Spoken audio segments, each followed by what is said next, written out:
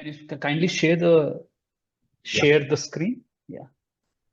Thank you, Varun, and thank you everybody for joining the meeting and the talk. I hope you can. Yes, we are able to see this. Okay. Can you see the slide now? Yes, it's moving. Yeah. Okay. Thank you, All Siddharth. right. So Thank you, Varun. Siddharth Yeah. and the participants. So yeah, we will have a talk for let's say 40 to 50 minutes, and the rest of the other half hour or whatever time is left, we can have it for the discussion. So yeah, over to you, Siddharth. Sure. Thank you, Varun, and thank you, everybody. Uh, my talk today, it's titled Fundamental Ignorance and the Problem of Consciousness.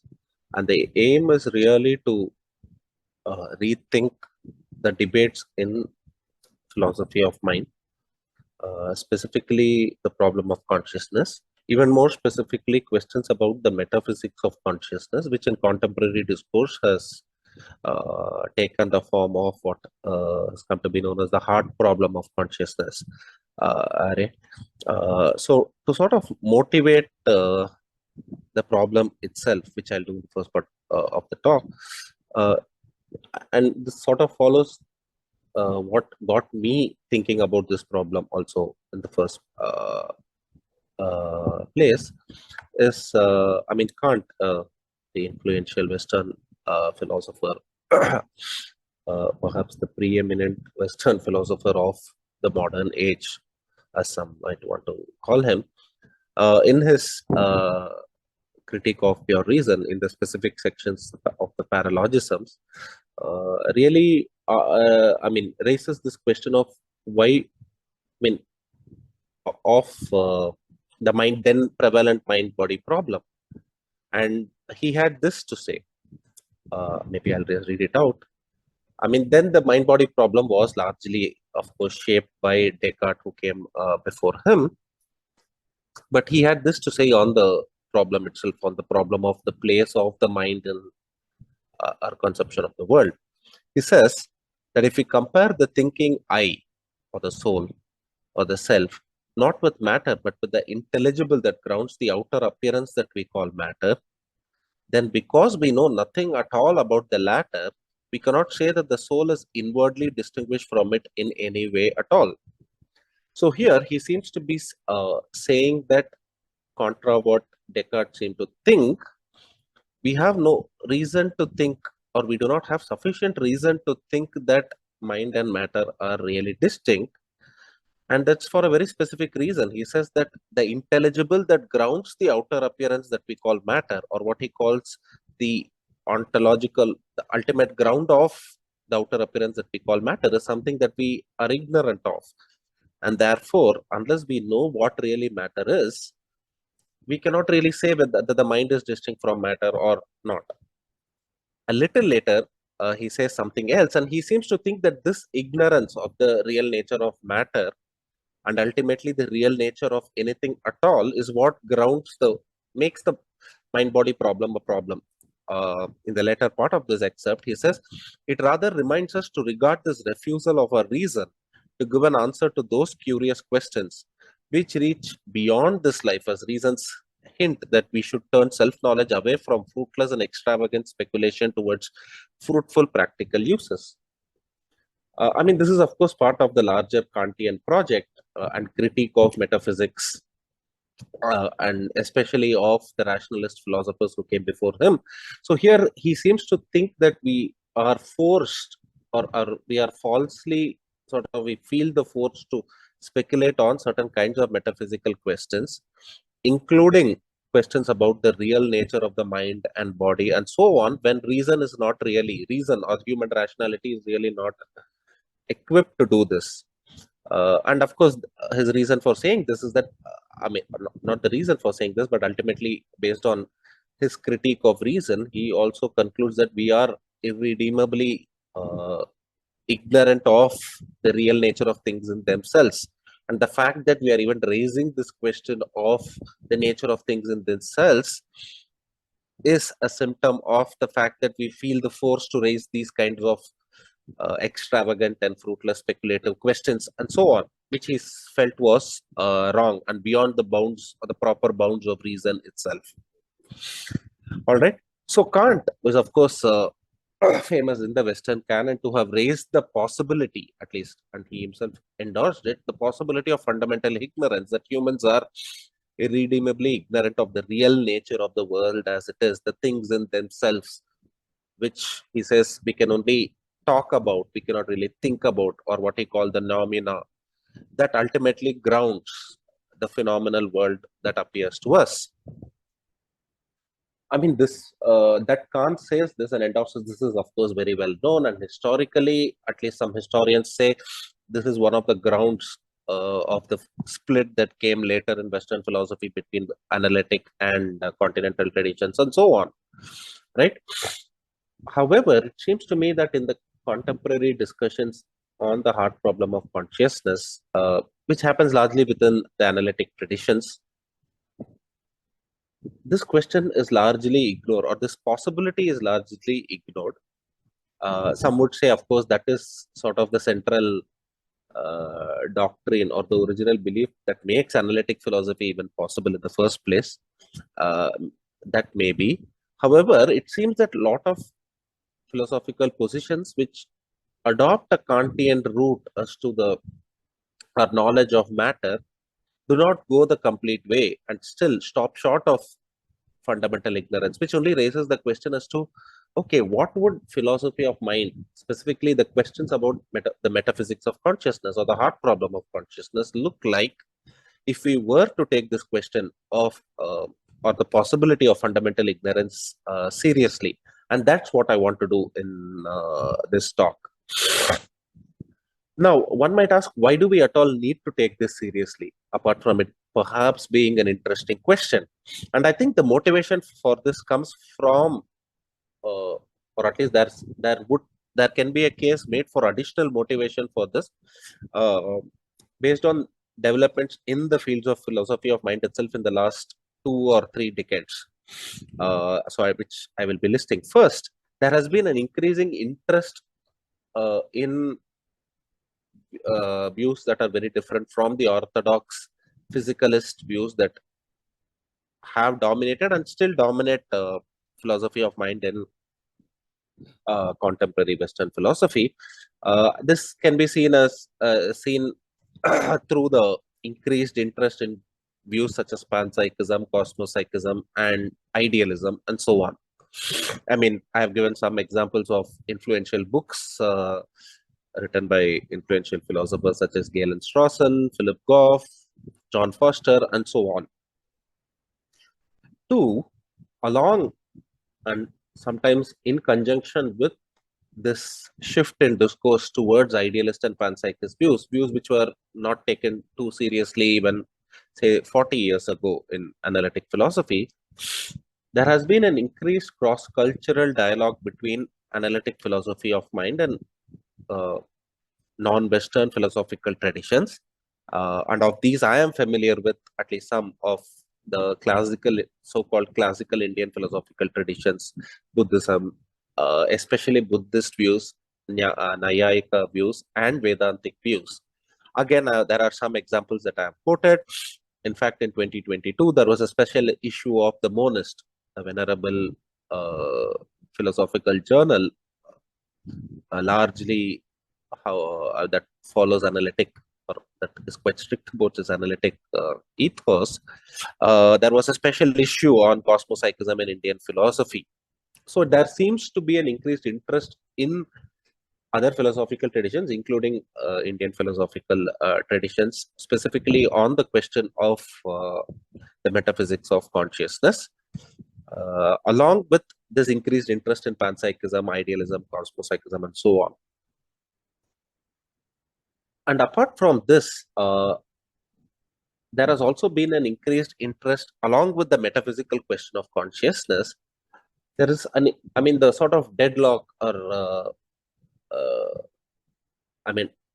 of course, there is nothing like a consensus in the field. This has also led to questions about our epistemology of the metaphysics of consciousness, or rather, are questions about what are our epistemic assumptions and so on. based on which various metaphysical positions take the position that they do. And this was most strongly brought out by David Chalmers's papers towards the end of the last decade in 2019 on the meta problem of consciousness, which really is the question of why do we think that the problem of consciousness is hard in the first place? The hard problem being the question of how is it possible for physical systems to have something like consciousness, subjective and qualitative experiences, such as the experience of visual perception of looking at red or the taste of salt and so on, or the feeling of pain. How can such things even exist in a physical world is the hard problem of consciousness, and we seem to think this is hard. And the meta problem raises the epistemological question or the psychological epistemological question of why do we think that the hard problem is hard in the first place? So we can see that the or the hard problem of consciousness seems to have also led to the meta problem of consciousness as perhaps one step towards finding something like an answer to this question. So given these three developments in the last 20, 30 years, I think, I mean, the possibility of fundamental ignorance is ultimately an epistemic claim about what kind of knowledge is even possible for human beings. So I think that is a question, or that this possibility is something, along with the other two developments, that philosophers of mind have to take seriously, which is and sort of rethink the various metaphysical positions in light of how do they respond to this possibility of fundamental ignorance in the first place. And I think the taxonomy that could emerge from such an exercise is something that is that would be of relevance to the debate, and something that is required to sort of accommodate the changes that have happened in the last 20, 30 years as well.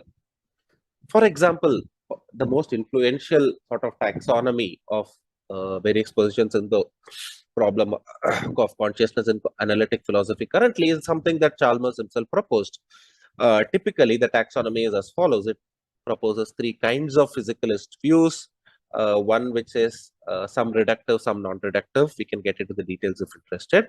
Or dualist views, one which posits interactions between the mental stuff and physical stuff, or one which says mental stuff is epiphenomenal or something that has no causal role to play, or does not at least interact with the physical world.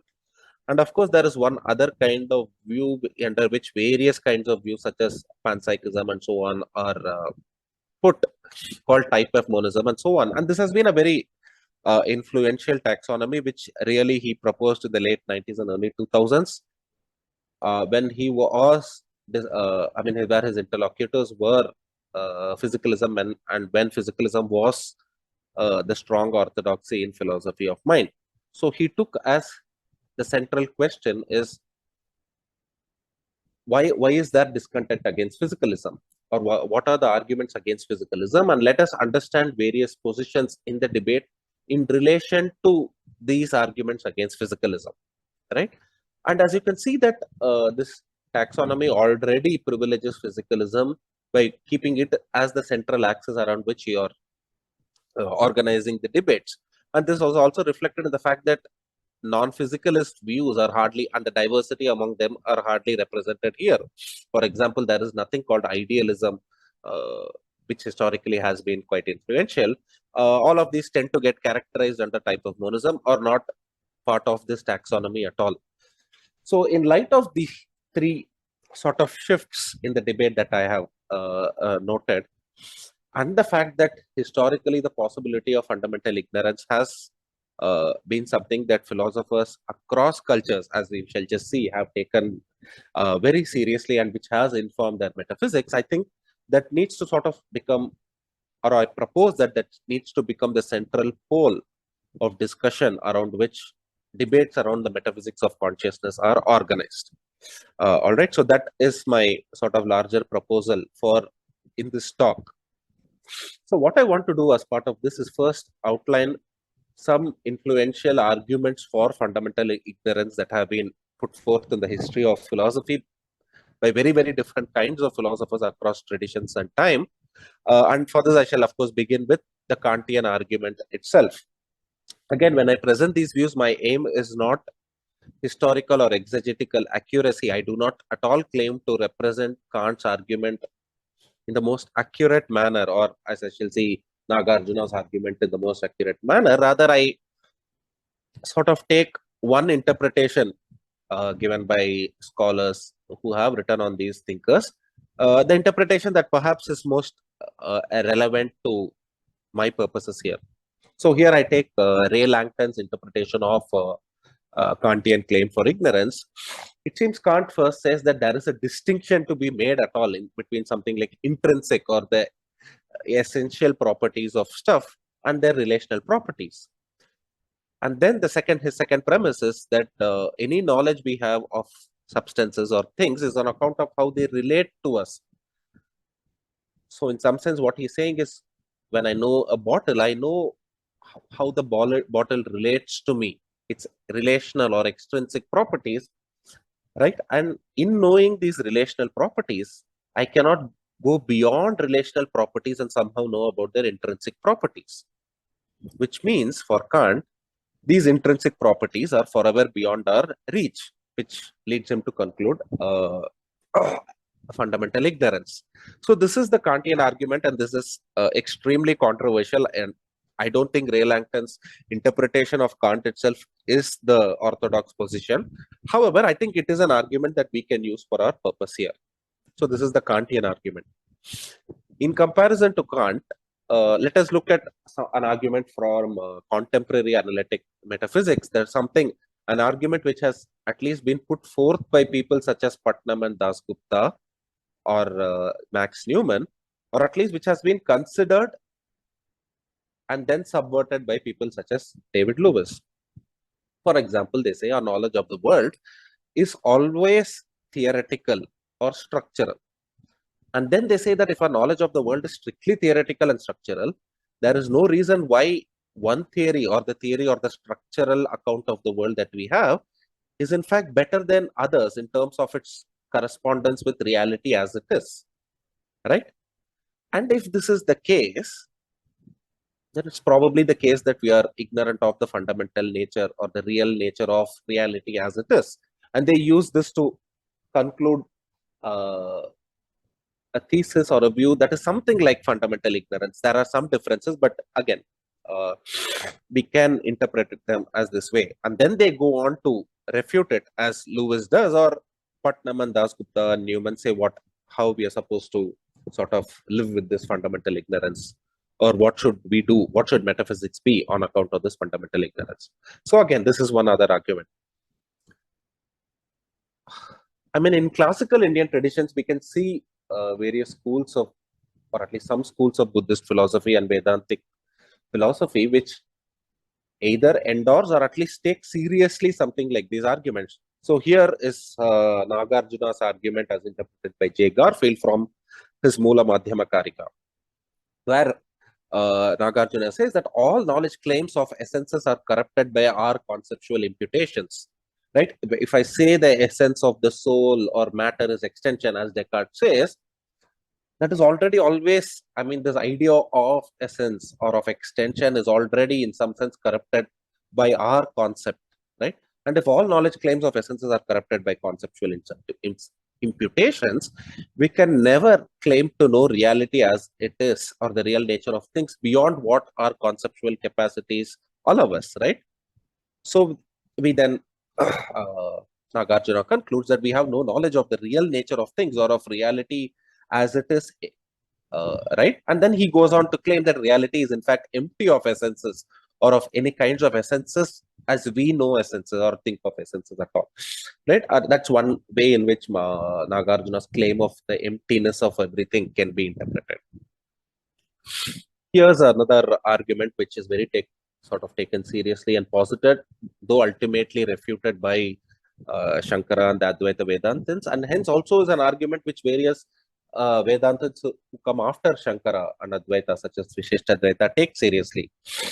So, for example, all knowledge episodes that we have are sublatable. For example, just like how we look at a rope and think it's a snake, but that knowledge episode or that pramana of that thing as a snake is sublated, and then we get to know that it's a rope. Shankara or Advaitans claim that all such knowledge episodes are ultimately sublatable. And if everything is sublatable, then we are ignorant of the real nature of things, because there is no knowledge that is ever not refuted or sublated, which leads us to fundamental ignorance. Of course, the Advaitins then go on to claim that there is in fact some knowledge which is never sublated, the knowledge of Brahman, and how they do so is something I shall get back to in the later part of the talk. But at least this kind of argument for fundamental ignorance could be culled out of the Vedantic debates, right? So we see that all these four arguments have a common structure, which I shall call the master argument for ignorance. They all say that all our knowledge has some problematic aspect P, right? Whether Kant says that they are relational or knowledge of extrinsic properties of the world, or Madhyamaka Buddhism says all our knowledge is corrupted by conceptual imputations, or Dasgupta Patnam and Lewis Newman all say that all our knowledge is theoretical or structural, or all our knowledge is eventually sublatable, as the Advaitins seem to say. And if all our knowledge has this problematic aspect P, then it seems that fundamental ignorance is true. Therefore, fundamental ignorance is true. So one can sort of reconstruct a master argument for fundamental ignorance from all these arguments that different people across time and cultures have put forth. So now I want to take this master argument seriously and see how various positions in the debate on consciousness. So now this, since I have this cross-cultural, cross-temporal master argument, this now allows me to see how do various people, how do various metaphysics of consciousness across traditions might respond to this, or at least understand them as responding to this argument, irrespective of whether actually they were responding or not, right? So this provides a frame of reference for me to understand these views and create what I want to do, which is a new taxonomy that is much larger than the kind of taxonomy that is currently in vogue, right? So what I shall do is, I mean, this is still work in progress, but at least I want to see how certain views, popular views, might fit into such a taxonomy. So the first response that a metaphysics of consciousness could have is to reject premise one, that if all our knowledge has problematic aspect phi, then Fi is in fact true, right? So the first option would be to reject one. So somebody, materialist, naturalist such as David Lewis, can in fact be understood as rejecting premise one, right? And he thinks that even if all our knowledge is problematic, we can still at least minimally make a claim, a naturalist claim, that all these structures, in this case, right, which are instantiated, I mean, all these structures are in fact instantiated by something called natural properties, and that's it. We know nothing else about the world, right? So that's how he sort of responds to this premise, and he defines natural properties thus: that fundamental properties, which are also certain kinds of natural properties, are properties that I have also called perfectly natural. They are all not disjunctive or determinable or negative. They render their instances perfectly similar in some respects. They are intrinsic, and all other intrinsic properties supervene on them, and so on. And most importantly, they are not merely structural. So if we can make this minimal claim that all these structures are in fact instantiated by natural properties, it seems Lewis thinks that a certain kind of minimal, I mean, he doesn't call them minimal naturalism, I'm calling it minimal naturalism here. Some kind of minimal naturalism is possible, which then allows a certain kind of realism, right? And then he can, as Lewis himself does, one can go and claim that consciousness or phenomenal properties is in fact identical to structures, certain structures, presumably in the brain, implemented by these natural properties, right? Which is in fact what he does, and this gives rise to the kind of view called analytic functionalism, right? Which is, of course, in fact, one might say perhaps the most popular kind of physicalist theory. But what this framework allows us to see is that they are making this particular move, and I would go so far as to say this particular leap of faith in adopting some, or saying that these structures are in fact instantiated by natural properties. And in fact, this was a question that this is a leap of faith or something like it has been pointed out by various others. including Max Newman, not to Lewis, but to somebody else, which immediately raises the question, or at least if this is in fact their view, in light of the possibility of fundamental ignorance, the questions that they are such a proponent of such a view is faced with are the following. Why do we even assume that reality is carved at joints, or natural properties are what sort of instantiate these structures? And what is even the epistemological basis of our knowledge of these natural properties, right? Why is it not something we are just simply pulling out of a hat, right? And how do we at all know that the structures known to us correspond to these privileged properties, and so on? So we see that if we take the possibility of fundamental ignorance seriously, a minimal naturalist is at least obliged to provide some kind of answer to these questions before they can go on to posit something like analytic functionalism, right?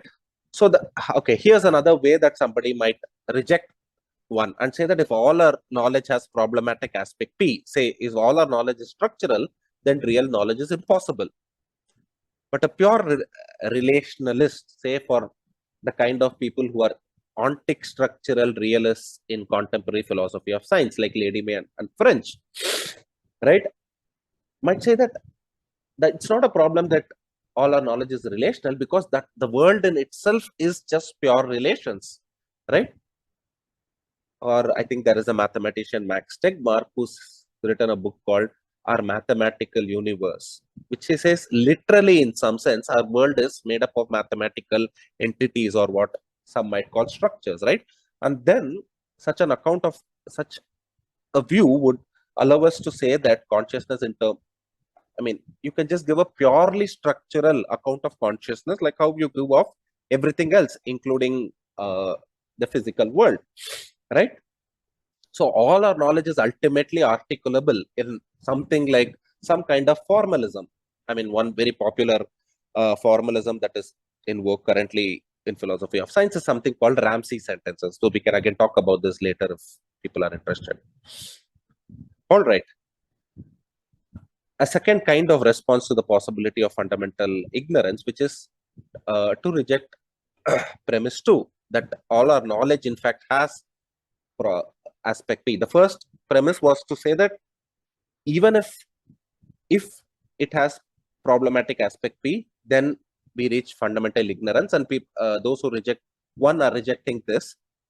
To reject two is to not reject that, but to say that not all our knowledge in fact has aspect P. There is aspects of knowledge which is not problematic, right? So this makes possible something like ambitious naturalism, that we know something more than the structures of the world and that they are natural. We know something of its intrinsic natures, or some might even say this very distinction between intrinsic and extrinsic or relational property is not a tenable distinction, and this is something what orthodox scientific realists such as Status Psilos posits, right? And various kinds of physicalists could adopt such a position and say that, yeah, I give a functional account of the world, but a functional account also says something about the intrinsic natures of the world. So that this distinction between structures and functions on the one hand and intrinsic natures is itself mistaken, right? So then they need to tell us, why is it mistaken? How is it possible to arrive at intrinsic natures without from mere functional structural knowledge? Or how do we have knowledge of the intrinsic nature of mind independent stuff merely by knowing functional features of the world, right? But at least if such a position makes possible a slightly more ambitious naturalism than the kind that, say, somebody like David Lewis, which we saw first, makes possible, right? Right. Another possible response, which is of course follows from Descartes leading up to contemporary panpsychists, is to say that yes, our knowledge of the world is structural and has this problematic aspect structure. I mean, that it is structural or functional or theoretical, except in one case, right? When we know our own minds, or more specifically our own consciousness, or even more specifically the phenomenal properties that make up our conscious experiences, we just know what they are. We know something beyond their structural and functional features, right? I mean, an early version of this, the I think, therefore I am of Descartes, which has been articulated in contemporary language by various people such as Chalmers, Galen Strawson, Philip Goss, and so on, right? Say, for example, Strawson, in fact, identifies this and uses this specifically to respond to Kant when he says that here, however, he, that is Kant, goes further than I am prepared to, that Strawson is prepared to do, because he takes it that conscious experience is itself a matter of mere appearance or a mere structure, right? And I think that cannot be. So Strawson here seems to be saying, and in fact in various other places, says that in having an experience, we just know what they really ultimately are in themselves, right? Which is also something what Descartes seemed to be saying. And this, he says, allows us to get around fundamental ignorance. And then that becomes a starting point for various views, such as contemporary panpsychism, to give a more complete account of the metaphysical nature of consciousness, right? Another way this has been sort of brought out is this relation of real acquaintance that people such as Goff and Chalmers posit. They say that somehow we have this relation called real acquaintance, which makes possible certain knowledge of the real nature of our own phenomenal properties, right? And then he defines something called revelation and so on.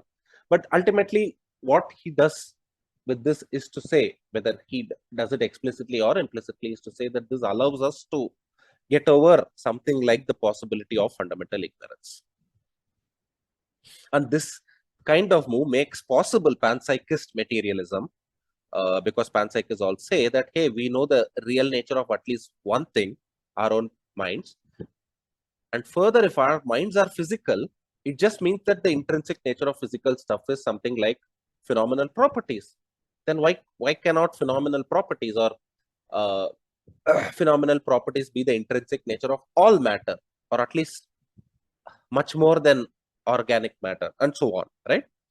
Or what Descartes did was, hey, if I accept that I know the real essential nature of at least one thing, this allows me to speculate and posit knowledge of the real nature of various other things such as matter, right? So one can also be a dualist, but one needs to see that both dualists and panpsychist materialists are taking a particular route to rejecting a particular premise too, which also certain ambitious naturalists do. Not the same route, but they are all still rejecting the second premise of the master argument that I pointed out. And the same can be said of the Nyaya dualist tradition, which is slightly different from the Cartesian tradition, of course. However, all these views face the following questions. Why believe that we have special epistemic access to the intrinsic nature of phenomenal properties at all? And that is one. And second, can such privileged access to the phenomenal properties even ground our knowledge of the real structures of the external world beyond our minds, right? Which is also something what the panpsychists want to say, or even somebody like Descartes wants to say, that if we allow for this knowledge of the essential nature of our minds, we can use this to arrive at the real properties of the external world, which he thought was possible through mathematical knowledge and things like that, right? But of course, now this is the questions facing them now is to provide a proper explication of this before we can accept their metaphysics of consciousness. All right. Again, another way to reject two is to say that we know the intrinsic nature of our experiences, but unlike the panpsychists or Descartes, say that's all that there is. There is no need for an external world, which is what various phenomenalists or idealists do. Some contemporary proponents include Michael Pelzer and John Foster, or historically Yogacara Buddhism associated with figures such as Vasubandhu have posited something like this, right? But again, I mean, I'm not saying anything new about them, except to say that in this framework, they are rejecting two, that in fact, all our knowledge has problematic aspect P. They say no, the intrinsic nature of our own experiences do not have this problematic aspect P. And beyond that, they're saying that's enough for me. I don't need to even posit an external world. So the mind-body problem, in some sense, dissolves for them this way. However, the challenge that they face is to sort of explain then that why is it the case that our experiences have a spatio-temporal structure if such a structure is not true of the external world, if the real world is not that way, and various other things like how is there a common interspect subjective reality and so on, the traditional kind of questions that phenomenalist views face, right? So on. And I think the advantage of this framework that I want to propose is that it brings into a common framework views which are non-naturalistic and which are otherwise not brought into common frameworks. And I want to use this as an example in the say that one can also reject that all knowledge that we have has problematic aspect by saying that, hey, this knowledge is available to us through, say, mystical experiences or scriptural authority, which is in fact what certain schools of Indian philosophy such as Vedanta do, right? For example, they say that I have knowledge of Brahman through the testimonial authority of certain scriptures, and once I accept that, I have no reason to not believe it. Again, I'm generalizing here or talking a little loosely, or certain other Vedantins, as have been interpreted by modern interlocutors such as Swami Medananda. In fact, say this is perhaps one way through which Vivekananda understood Ramakrishna, in the sense that, okay, at least it is possible through mystical experiences that we know something about reality as it is. And that then allows provides all grounds for knowledge of metaphysics or knowledge of reality as it is. Again, Miri Al-Bahari has endorsed a view called perennial idealism, where she also borrows from various Vedantic thinkers, including Ramakrishna and Ramana Maharishi, and also various other views in Western mysticism. But again, the important point here is to note that they can all be understood as responding to the master argument by claiming that not all knowledge has the problematic aspect B, that it's either conceptual or structural, and the kind of knowledge that they think does not have the problematic aspects P is mystical knowledge obtained through mystical experiences or knowledge obtained through certain scriptural authority, right? But again, then the challenge or question for them, facing them, would be to say, why do we at all accept the testimony of mystical experiences or scriptural authority? And specifically, and this is something that comes up on the epistemology of mystical experiences, is that why is it that various mystics differ in their mystical experiences? Again, there's a vibrant debate, I gather, about this. And in fact, Swami Medananda in his 2022 book gives a very interesting argument for if we have good reasons to believe testimony as a source of knowledge in everyday life, we also have good reason to believe the testimony of mystics and so on, right? Again, so I think the advantage of the view or the framework that I propose, which is centered around the possibility of fundamental ignorance, is that it could bring into a common framework and dialogue various views which are otherwise sort of difficult to bring under common ground, something like minimal naturalism and something like mystical or scriptural idealism, right? Okay, and one other last option, which of course Kant himself did, was just accept the argument that, yeah, we are forever irredeemably ignorant, right? And various others other than Kant have also, of course, done it. For example, Putnam proposes something called internal realism, and it's very interesting to see that he, like Kant, also thought that the whole mind-body problem was a result of this fundamental ignorance in sense. Right? For example, in that quote, he says the continued presence of this natural but unfulfillable impulse is perhaps a deep cause of the false monism and false dualisms. Perhaps he's alluding to Descartes here, which proliferates our culture. Or, for example, one might interpret Madhyamaka Buddhist by saying that only the dependent arising needs to be accounted for, including why we think consciousness as all poses a heart problem, which is perhaps I think people like J. Garfield have interpreted Madhyamaka response to the contemporary heart problem. Or one might, as Kant said, that phenomenal properties are in some sense ultimately illusions. Maybe they are transcendental illusions, and the only task is to explain in functional terms how this illusion is produced, which is in fact what some materialist illusionists such as Keith Frankish say, right? So in essence, they might accept the argument for fundamental ignorance, and then the only task is to say that, hey, we are not going to solve the mind-body problem, because I mean, that's ultimately grounded in fundamental ignorance, but the task then is to say or explain the mechanism, the psychological mechanism perhaps of how this illusion is produced, right? Which is what somebody like Keith Frankish or Daniel Dennett say. All right, so that's my talk, and this is sort of a summary of what the framework or the taxonomy that itself emerges, what we've just discussed. Thank you for your patient hearing, and we could probably have discussion now. Should I stop sharing, or should I maybe have this up? I would suggest the slide should be there so that like people can refer to it and all. Yeah. But yeah, lovely talk, Siddharth, and yeah, very interesting set of views. So I am sure a lot of people have questions. We already have one hand up. So just yeah, people who have questions, I would request you all to please kindly raise your hands so that I can go in that order. And first we have Krishna. Krishna, can you, yeah, go ahead. Yeah, hi. Can you hear me? Yeah. Thank you very much. That's an exciting talk that you gave. But I was wondering a couple of things. Maybe I'll just give a comment. So there is an interesting argument that against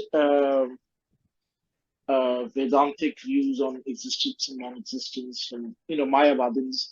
By this recent book by Michael Williams, maybe you can take a look at it, because he gives a lot of arguments against Vedantic views of ignorance. So that's just a comment. So he looks at it from Madhva perspectives, and he looks at it from Vyasatirtha's views, who comments against Shankara.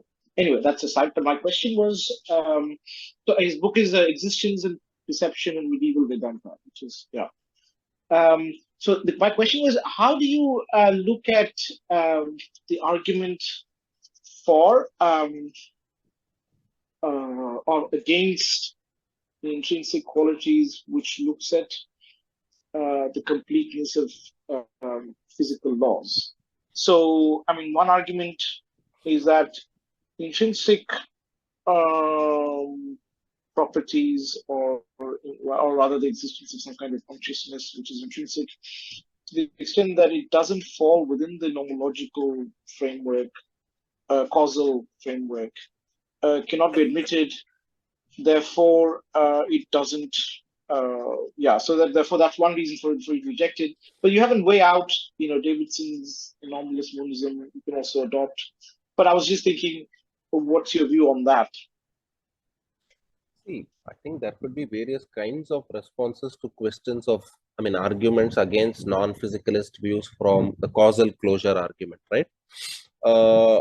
Which, I mean, say, for example, someone who is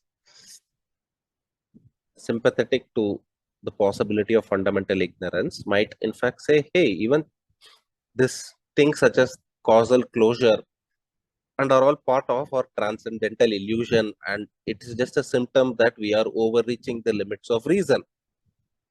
So Kant, I mean, somebody like Kant might just say that, right?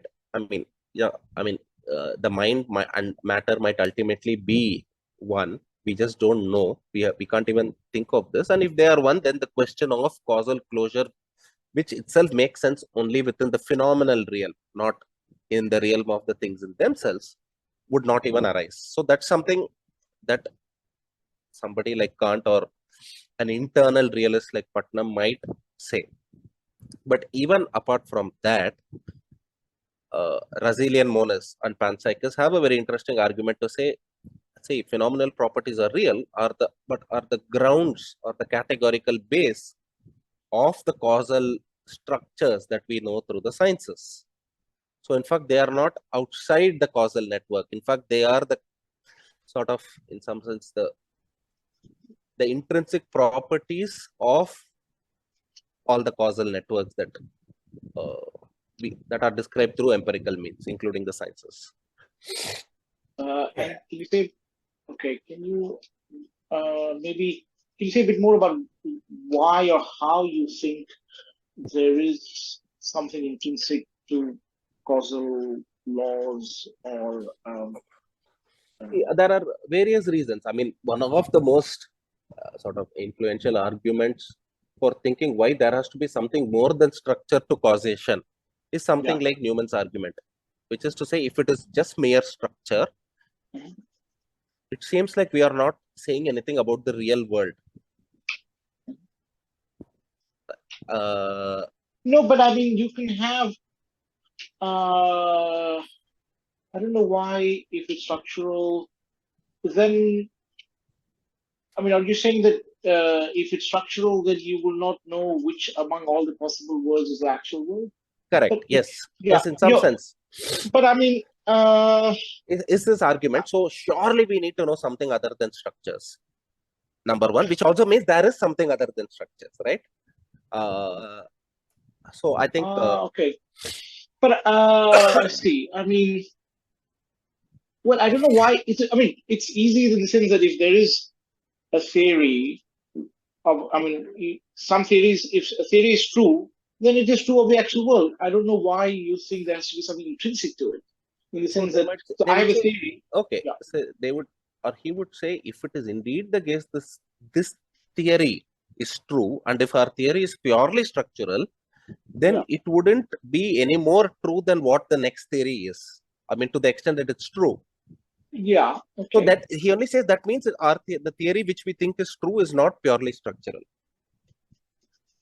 So then that becomes a point for us to look for what is it that is not structural about it. I mean, again, if it's a centered world, as long as you have a kind of a D-ray possibility where there's a person who's in it, so it's relative to the person who is in that world. So so for you, you're in a different possible world, I'm in a different possible world. I have a theory, and then that theory is true for this world where I'm centered, and maybe you're in a different world and you have a theory which is true for your centered world. Yeah. So then I don't know why you say one has to be more true than the other. Correct. Then you're already saying that I know something more than the structure of the world, that this world has a particular center, right? So you're already alluding to extra structural knowledge there. That, oh, this world has a particular center, which then raises the question, how do you know that?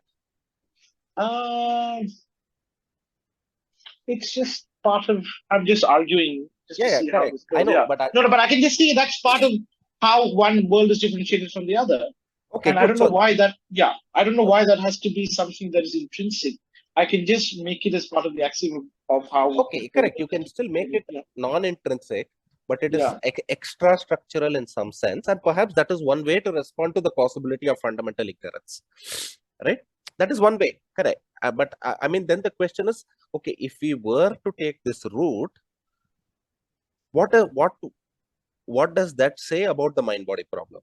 So that's what I'm sort of interested in. Yeah, that's possible. It's to say that, okay, instead of saying the structure is instantiated by natural properties, which also makes a kind of realism possible, or that the world is at least, I mean, the structure is instantiated by intrinsic properties, which I may or may not know. But at least the fact that you're saying that the world has intrinsic properties is already going beyond its structure. You can also say that these structures are true for a world that is centered this way, right? Which some might say you've already sort of given up on realism there in some sense, because now it's become very relative to that center of the world. But you're also going beyond the structure by saying that I know that there is something called a center for this world. Right? I mean, I'm not saying I know. I'm just saying there is. There is, correct. So you're making a knowledge claim that, or at least that becomes the transcendental grounds for you to make that claim. Yeah. Okay. Anyway, I'll stop now. Yeah. Thank you.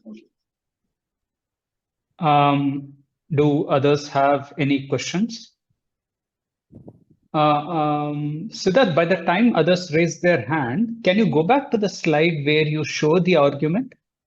Just 1 minute. Because yeah, the whole, I mean, the actual argument which has its premises. Yeah, because I wanted to have a look of this. Yeah, let's wait. I mean, do others have any questions, people? I mean, like we can have them, or if others are ruminating.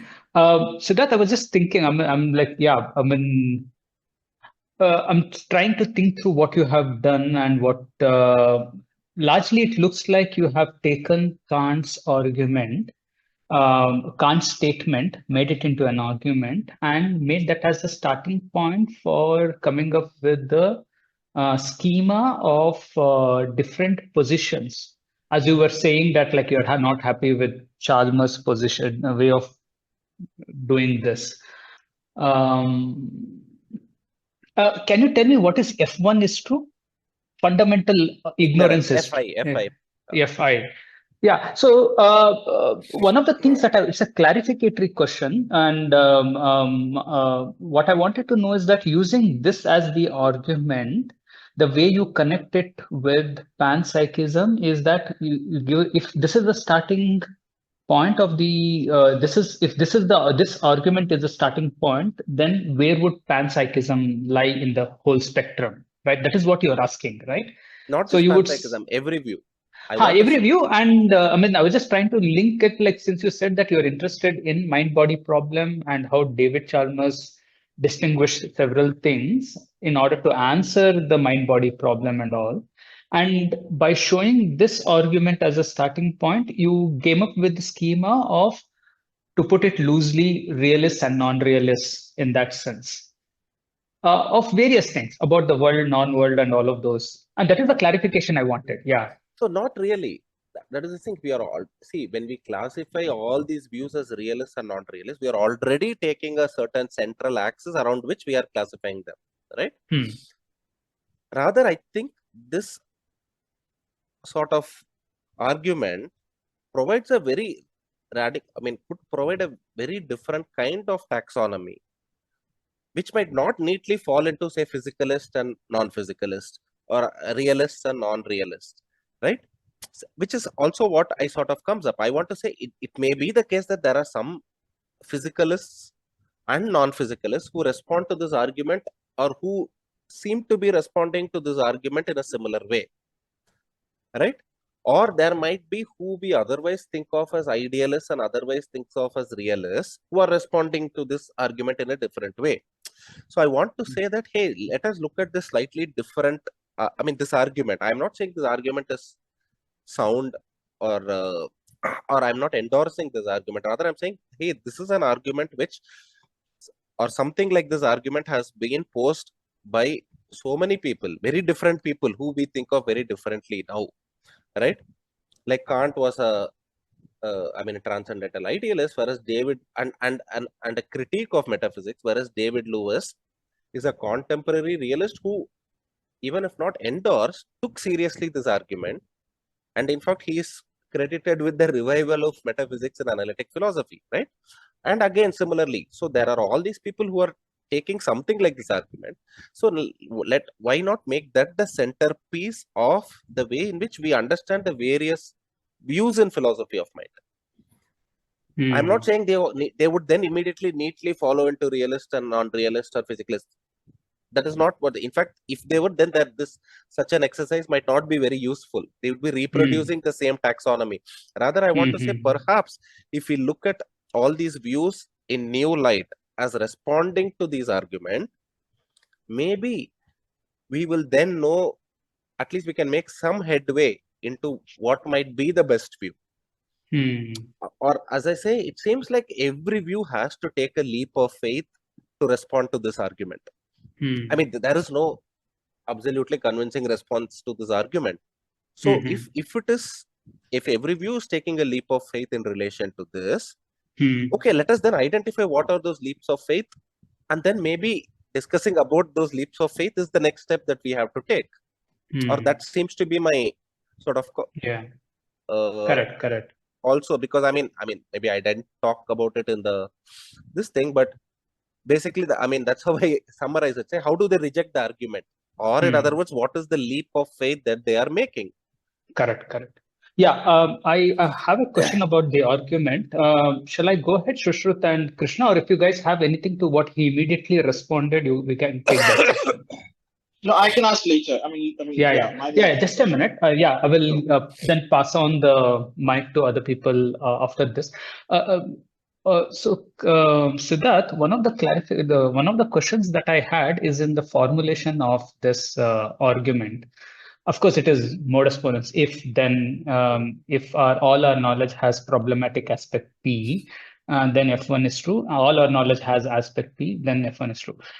Now, you presented how some people have considered, looks like some people will reject the first claim itself. So, so if the first premise itself is wrong, then there is no point proceeding with it. Irrespective of whether someone rejects one or two, whatever it is.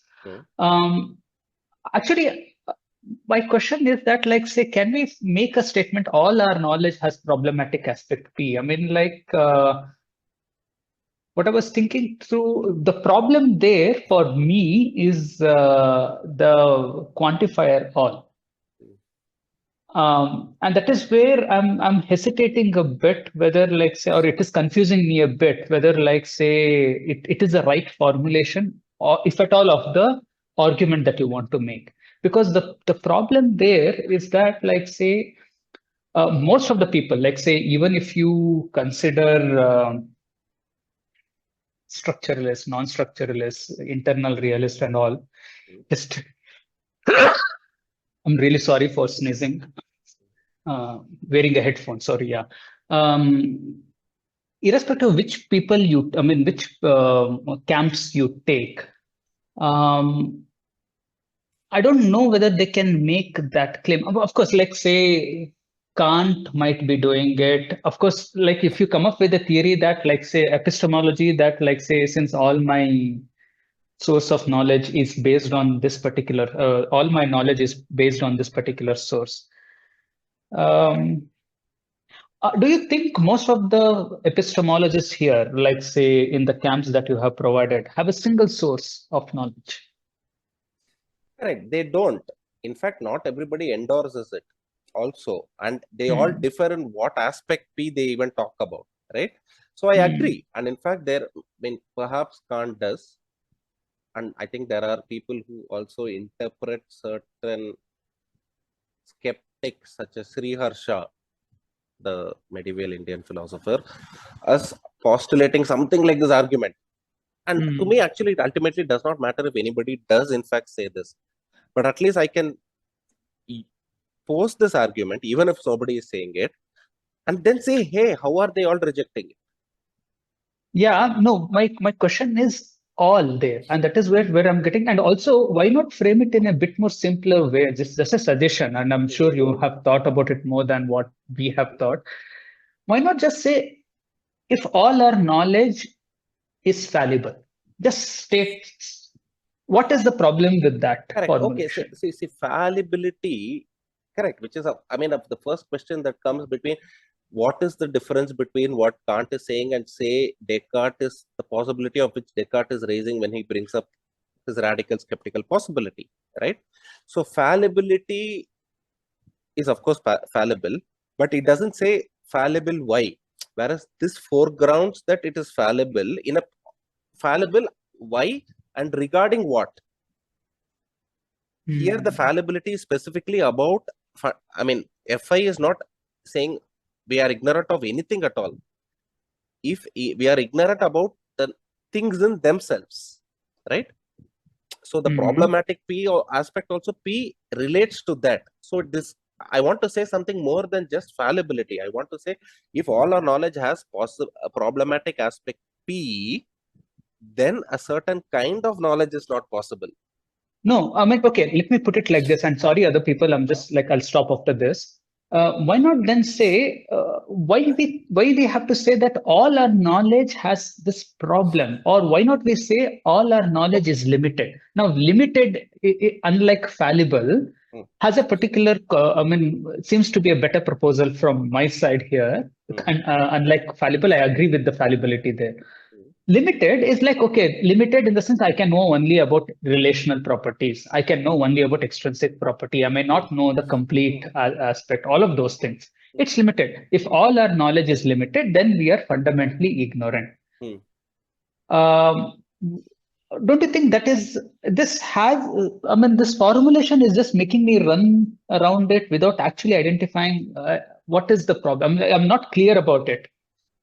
So why not we say if all our knowledge is limited? Is limited, but then later when I'm talking about it, I'll say it is limited in the way that it's all structural, right? So, but I want to also foreground already that limitation, people are positing that limitation because they think knowledge is characterized by something, that it's all relational on things, and the fact that they all vary in it. So that just to foreground that, I might as well say of all our knowledge is limited. And I have one more last point. The rejection of the second need not only be because in the future I may know of a knowledge which is not like the current knowledge that I have. See, knowledge, it presumes, and that is the problem I think I have with the quantifier all there. Suppose that we have piled up all the knowledge that we could have on the table and we are having a look at it. What if in the future, I don't know, 100 years, 1,000 years, I don't know, some knowledge we have, which is whatever it is not limited. It is what it is. Correct. So I think that also is the problem with when you call it limited, right? So in some current sense, knowledge is limited. That's all we can say. Correct. See, that's why I think the difference is, see, somebody's like Kant is not empirically arriving at the conclusion that all our knowledge is limited. Rather, he is making a foundational claim in the sense that whatever knowledge is there, it's conceptual. He's not saying this knowledge is conceptual, this knowledge is conceptual and empirical claim. So for anybody to say, oh, maybe right now we have only conceptual knowledge, but 1,000 years from now we might have non-conceptual knowledge. Already then the burden of proof then is to say how was at least non-conceptual knowledge possible? Possible, yeah. Yeah, right. So correct. So that it is, I mean, it doesn't refute, but I think that that is, I mean, in the burden of proof game, framing it this way rather than calling it limited, I mean, the burden of proof then falls very differently, right? Yeah. I'll come back more. I mean, I'm still thinking through it, of course. Yeah. Krishna, if you don't mind, shall we go with Shushruth, Chaitanya, and then come back to you? Yeah. Shushruth, can you go ahead? Yeah, thanks. Sorry, I'm having a problem with my camera. Yeah, thanks, Siddharth, for the talk, and we really appreciate that you stepped in at this last moment also. Yeah, I mean, maybe it's slightly a follow-up from what Varun was asking. So my worry is, I mean, I know there is some philosophical use in bringing all these different viewpoints on the same platform, but I also am worried about what you end up doing by, creating a parity between all these different views. So, so think of, I mean, it's fine as long as these different views are about metaphysics or about, something that is, deeply, something that only philosophers worry about. But your claim is about knowledge in general. And I was wondering, if you look at knowledge of everyday objects, then to say that everybody is making an equal leap of faith somehow seems slightly problematic to me. Am I making sense? Yeah, I agree, but I think that clarification is, I am using it only in relation to fundamental ignorance. I'm not saying if all knowledge is true, then everyday ignorance is true. I'm saying we are everyday knowledgeable, but we are still fundamentally ignorant. But that you cannot have a complete chasm between the two, right? I mean, there has to be, if our fundamental ignorance is true, then there's a legitimate question as to how do we even have everyday knowledge? No, okay. No, in fact, that has been this thing, because I mean, so somebody like Kant will say everyday knowledge is coherent because everything is within this realm of phenomena. Say, for example, somebody like Kant might say, or an internal realist might explain it in different ways. So it seems like, I mean, while it may eventually be true, it is not so apparent that only if we have some kind of fundamental knowledge of the kind that Kant is denying, will everyday knowledge be possible. Yeah, Right? no, I don't know if understand that, but yeah, no, please go ahead. Yeah. So that is my point. So maybe I think instead of saying if all our knowledge has problematic aspect, I should say if all our knowledge claims about reality as it is has problematic aspect P, then fundamental ignorance is true. All our knowledge claims about reality as it is has aspect P. So maybe when I say knowledge, I should maybe define knowledge not just as everyday, I mean, just to specifically say I'm not talking about everyday knowledge claims, but a very specific kind of knowledge. Maybe I could clarify that. Right.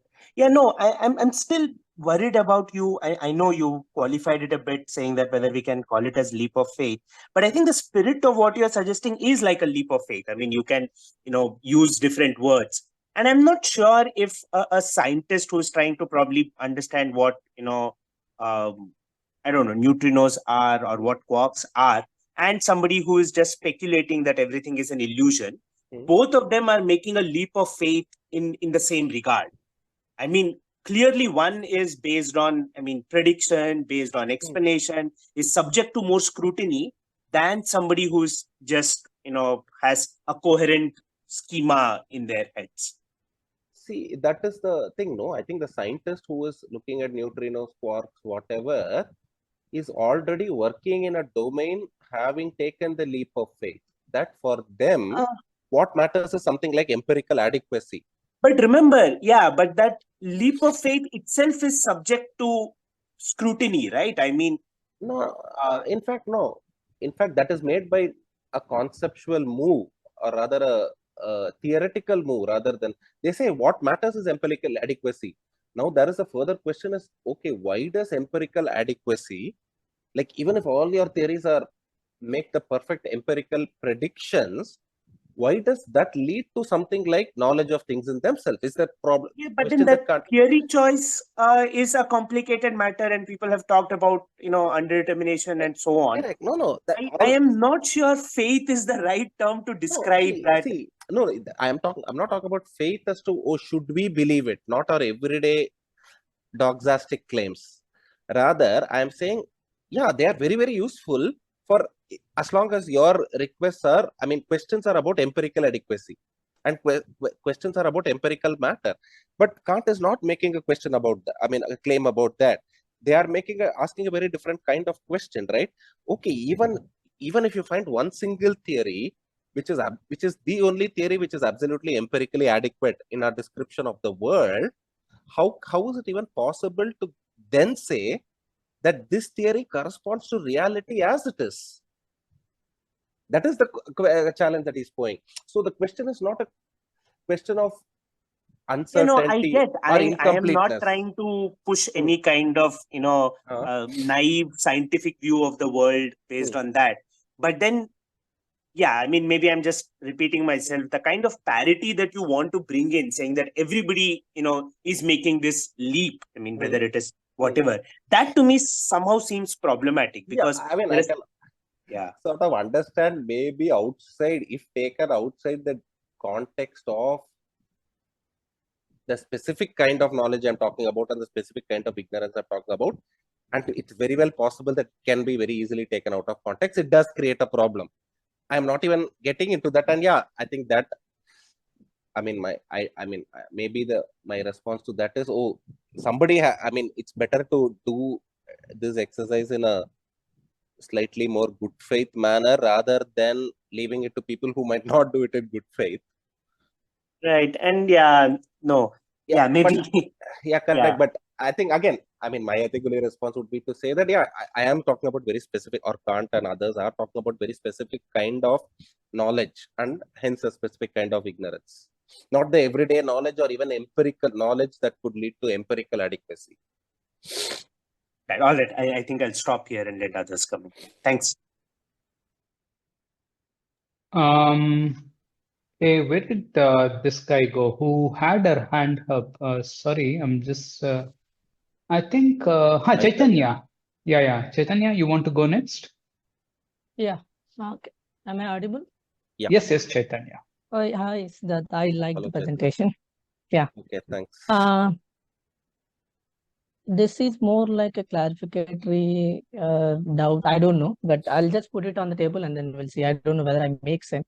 See, now that I've come up with some sort of taxonomy, just like Chamas did, you want to, motivate towards a particular, let's say, position, so to say. And if I think that, I mean, I've read some of your work, so maybe you wanted to push towards panpsychism or cosmopsychism, that sort, right? Now, in this argument, you have something called real, quote unquote, real or natural, so to say, because the FI talks about whether we have knowledge about these real things, quote unquote, right? Now, this real is there in our metaphysical framework, right? And also sometimes in the responses that people are given to this argument, let's say people who rejected 1 or 2, you are using a tool called grounds, right? What grounds that structure, that what grounds that we know these things about relational aspect, right? Now, but in the case of Chalmers, he doesn't have the ground as a toolkit in his metaphysical framework because he has supervariance. Now that we have a tool called grounding, and also you want to use something called real in your framework, but I don't know whether the grounding theorist per se wants to have something called real in their framework, right? Some notions real as a primitive in their framework. Because if I go with the Schaffer or anybody who champion up a grounding theorist, they wanted to do away with and the real as primitive in their framework or natural as the primitive in their framework, but want to only have something called derivative and non-derivative, and use ground to use the tool called ground to explain what is derivative and what is non-derivative, so to say. But you seems to using ground and then real in your framework, here in the at least in the case of philosophy of mind, and say that there is something called real out there, and then I use a tool called ground to understand what is that real, so to say. But I don't know whether grounding theorists, Schaffer or other people would be happy with that kind of a move of having real as primitive. Rather, they would have, let's say, derivative or fundamental in their framework. Yeah. I don't know whether I made sense, but yeah. No, I think I got the understood the question. And my response is this really that I am not using the terms real and ground in very theoretically committal or loaded way. I'm using ground. I might as well, I mean, if grounding in fact turns out to be supervenience, I am okay with that. If grounding turns out to be something else like identity, I'm okay with that. I am using ground in a very non-theoretically loaded way, and definitely not the way in which contemporary analytic metaphysicians use ground, which is a very narrow and specific kind of conception. I might have as well said, instead of ground, what is it, or use metaphors such as what is it behind them or something like that as well, right? And the same for real, right? And there is a specific reason why I'm not adopting a specific understanding of what is real, but slightly using vague, admittedly vague things such as things as they are in itself or mind independent and so on, because even these people who all argue for something like fundamental ignorance, such as Kant or Madhyamikas, are in fact all varying in the kind of, I mean, their idea of what real is that they are ultimately denying, right? So in some sense, that is part of the thing. Okay, if the particular view that I want to understand as part of the taxonomy, then part of the taxonomizing exercise is to say, hey, they are accepting this kind of real, but not accepting, say, reality when understood in a different way, right? So, but I still, to get started, I want to at least ostend to what kind, I mean, there is something common to all of them, that there is something beyond, say, appearances or structures or theoretically loaded conceptions or the phenomenal world or so on, something which can be, even if not very precisely, but still usefully characterized as reality as it is. That's all. So Yeah. beyond this, I'm not using either real or ground in any theoretically loaded way. No. In the context of what you presented, it makes sense. Hmm. But let's say that, I'm going with the Chalmers paper, right? He has two parts. One is this taxonomy. The other is to respond and take a position, right? And I am also assuming that you would also take a position, depending upon this argument.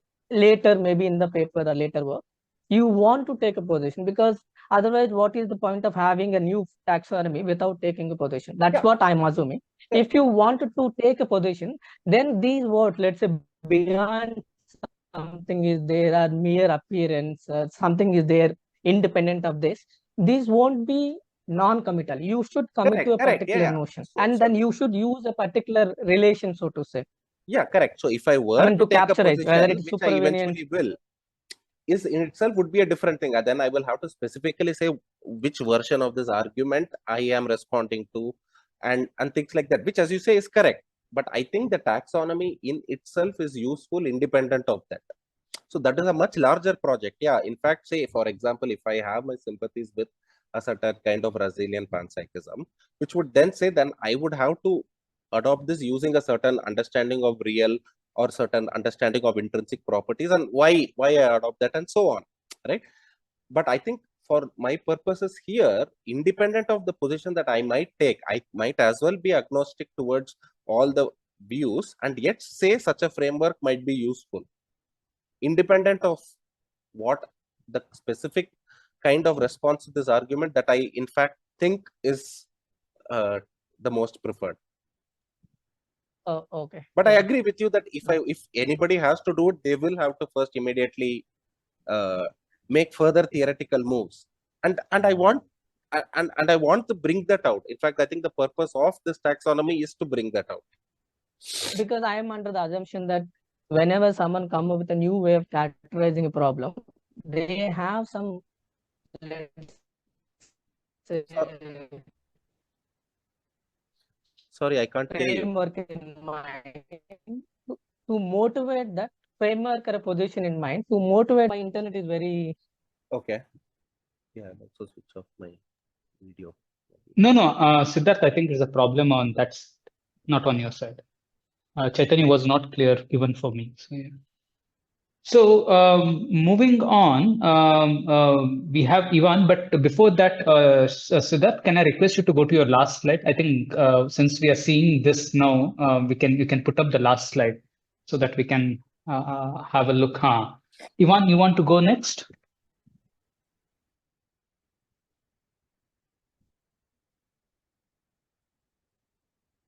Ivan, you are not audible if Hello. you're there.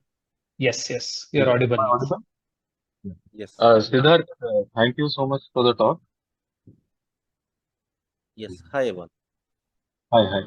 I just a very small question, and I was wondering about this because of some of the questions that you were asked. Could we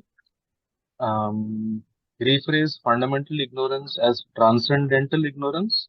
I mean, so that to clearly distinguish it from any claims or questions regarding empirical ignorance, because it seems that what you're trying to speak about in foreground is a kind of transcendental ignorance rather than ignorance at this point or a later future point of time regarding empirical knowledge. I mean, correct. Absolutely. In some sense, transcendental ignorance is exactly what Kant himself or Kantians might call it, right? But yeah, since to not explicitly make it Kantian or to limit it to that, I called it something like fundamental ignorance. But yeah, you could say it.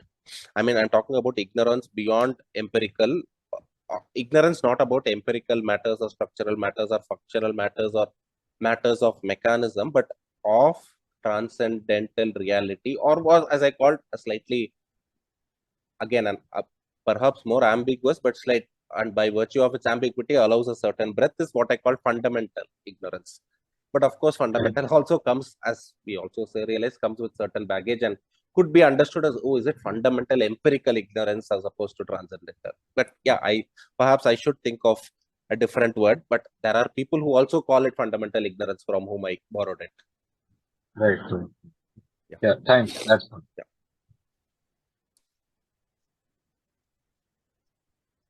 Yeah. Krishna, you want to go next? Sorry Yeah, for I mean, holding you this long. No, not at all. I mean, I've already asked a question, so I'm happy to ask after everyone else has asked. So this is just a quibble, which is that now I seem to have some problem with you using Kant's fundamental ignorance argument and pairing a lot of other philosophers along with that, because I think I don't think the parallel holds, in the sense that for Kant, he's making the conjunction of P and not Q, and he's saying that whatever other kind of knowledge, or you can't have access to any other kind of knowledge apart from phenomena. So, but I don't think the others are saying necessarily that. They're saying you can have knowledge, but it can be reduced either through amplification or any other method of reduction they might have. So there seems to be a difference between from whatever I know, from what Kant is trying to say. He's not saying that you can have the knowledge of something which is nominal, but actually you can reduce it to phenomenal. He said it's just nominal knowledge is just not possible. You're just getting to antinomies, right? Whereas the people who are saying structural or whatever, structuralists are not saying that. They're saying that, yeah, you can have knowledge, but you can reduce it. So there seems to be a difference. Yeah, I absolutely agree with you that they are in fact talking on very different contexts and responding. And again, as I said, it may well be true. And in fact, I don't even think the argument that I have adopted of Ray Langton here is what I think is the best interpretation of Kant. From whatever little I've read of Kant, it seems like Ray Langton's interpretation of Kant, which I have adopted here, seems perhaps to be historically inaccurate, as in may not be the best interpretation of Kant as what Kant might have thought. However, I think that is still useful. So similarly, I'm not saying your interpretation of Kant is good or bad. No. I'm just saying that you're even assuming that's a good interpretation, you can't take the others to be saying what. Correct. The others are in fact not saying this. Others are in fact not saying it at all. But what I'm saying is, based on what they are saying, or what are in fact an argument that they are refuting, I can construct such an argument inspired by that. But I'm saying that construction it seems to be a bit patchy, in the sense that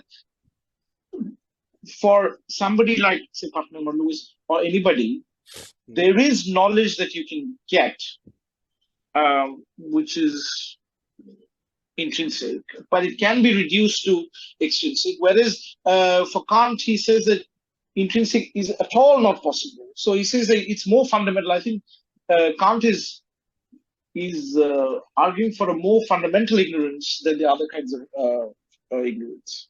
Perhaps that is. I mean, that may well be the case. I'm not denying it. All I'm saying is, there are different kinds of such overarching ignorances that people have argued for. Now, ultimately, even within themselves, one might be more fundamental than the other. That's okay. I'm saying at least let us foreground this possibility of different kinds of fundamental ignorances. Let us foreground and try to understand how are the different metaphysics of consciousness, even responding to them. It may well be that they are ultimately even able to respond only to one, say, Putnam's argument for the kind of ignorance he is claiming, but not Kant. But that's okay. That's what I'm saying. I'm saying, okay, people are taking leaps of faith, and their leaps of faith might only take them so far. to say what Putnam is say. I mean, the kind of ignorance that Putnam is ostenting to, or not others. But that's okay. I'm at least saying let us at least still foreground it, and which may well be the case. In fact, not a lot of them are even arguing for ignorance. They are only taking seriously this kind of argument and already responding to it, like Lewis. So Lewis is in fact not arguing for this kind of, he argues for something called Ramseyan humility, which is his response to a certain kind of fundamental ignorance which he entertains, but not endorse. I mean, there's an article, I mean, I'm sure Ray Langton has an article about Ramseyan humility and... Correct, anyway, I will stop. Sorry, thank you. Siddharth, one follow-up question that I have. So regarding the slide that you're showing right now, I find it like, say, the two distinctions that you have made, premise 1 rejected and premise 2 rejected. Actually, there should be only one rejection, no? I mean, because if it's a if-else statement, like say, if knowledge has a problem, then fundamental ignorance, knowledge has a problem, and you conclude.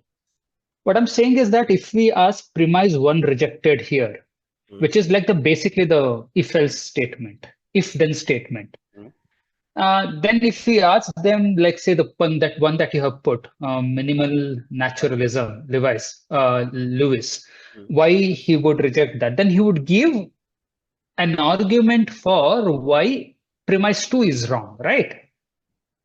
Not necessarily. That is the how? thing.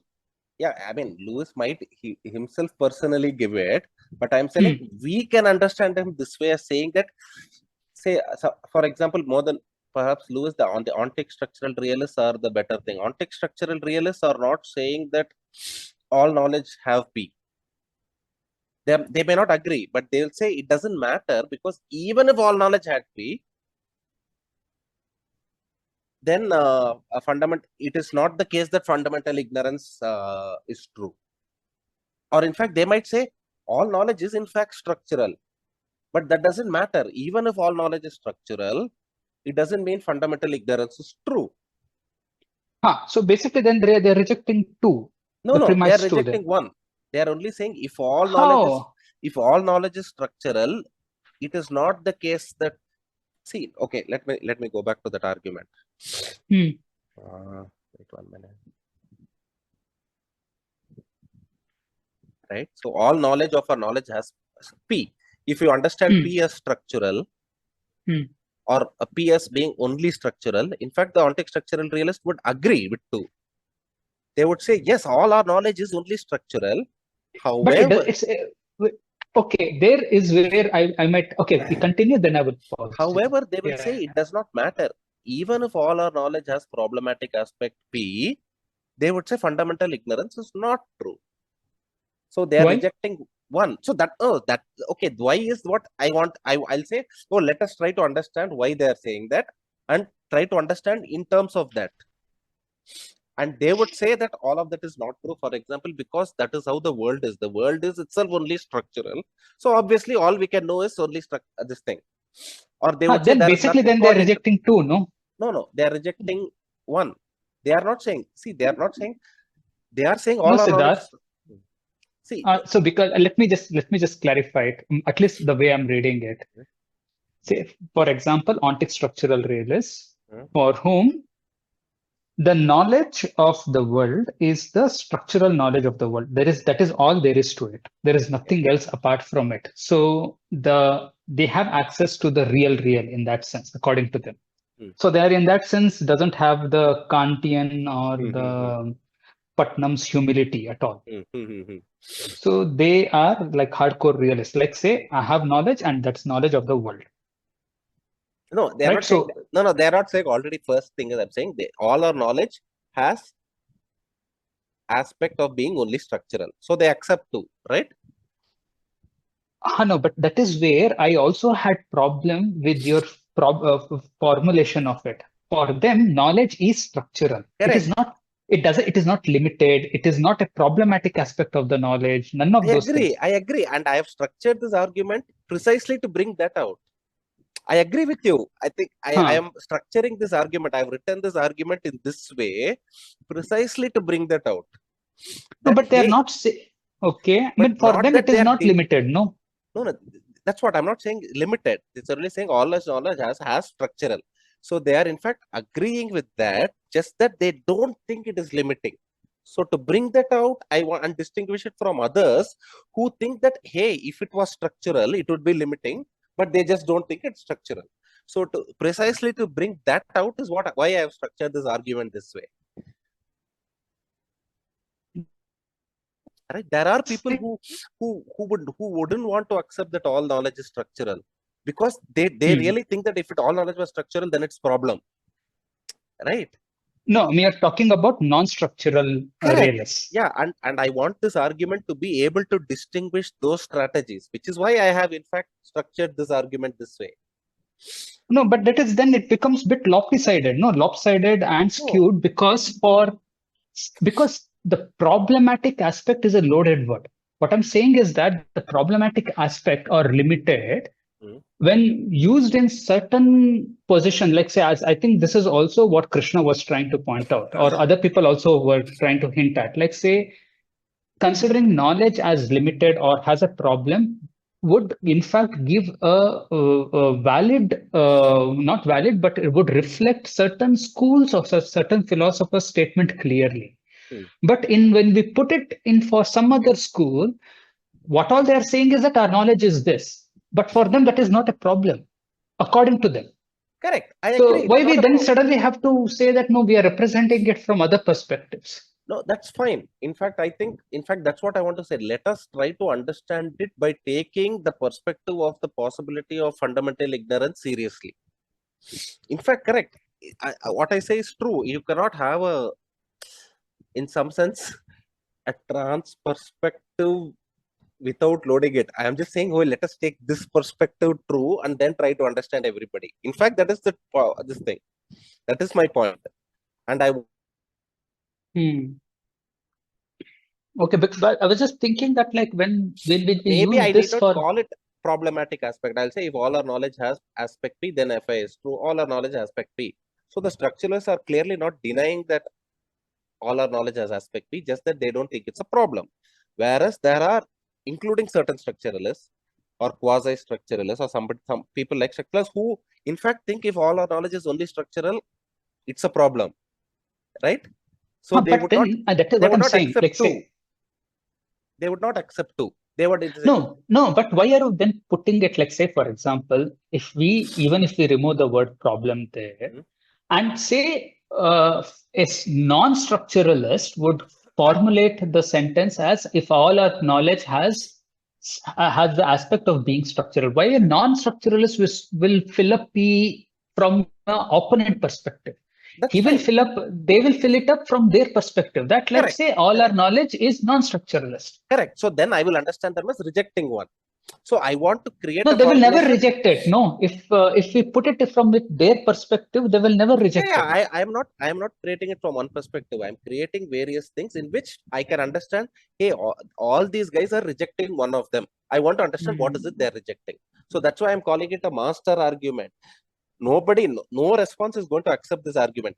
I mean, there are some which I said the internal realists, but I am saying that is my whole strategy is let me try to create an argument which I may not even endorse, but I think it's still useful because I can understand different people as responding differently or rejecting this argument for different reasons, and then see which among these seems to be best. Yeah, I still agree with the motivation. My only concern is that, like, if we are fitting everyone to this, in some cases it is happening that we are putting others' perspective there, or in some places we are putting some other perspective there, and it is not fitting in every school.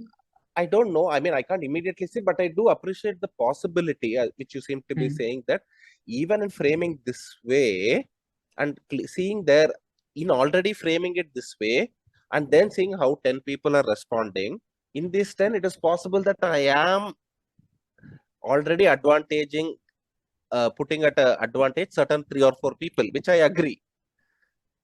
I'm not denying it, but I still think that's this is better than say perhaps, and which I think goes to the larger motivation.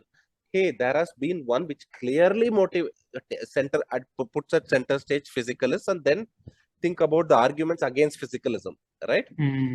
Whereas, but let us try this, because this seems to be not perfect, but certainly more expansive than that. Yeah. Okay, then. So anyways, thanks for taking, answering all of our questions, man. And also, I think, we have to wrap up now, all of us. Bye-bye. But thank you, Siddharth, and for, again, sharing your talk and wonderful discussion. Thank you. Thank you. Thank you, everyone. Bye. Bye-bye.